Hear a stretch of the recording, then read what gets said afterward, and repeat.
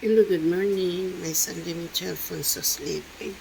This is our family branch at Blackford, Overlook, Singapore. May 2, 2026. There's Lizzie Boy, the retired man. Enjoy Fox at Blackford, Overlook, Singapore. Our peanut butter, red peanut butter, uh, disappeared.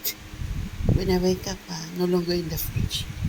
I don't know where it goes again. So there's only here blue one. So enjoy Fox at Blackford Overlook, Singapore. Our family brunch.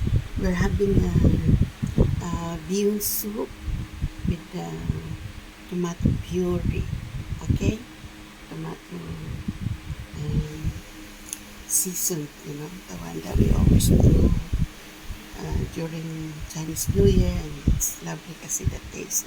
Super duper masarap, very sweet. Okay, so this is with the fried chicken. Okay, fried chicken. Yes, karaage. Karaage chicken wings. Okay, enjoy Fox at Blackford over Singapore. Our family brunch, May 2, 2026. Enjoy Singapore. Minsan liming Jaffa sa sleeping. Okay, enjoy Singapore. Our family brunch.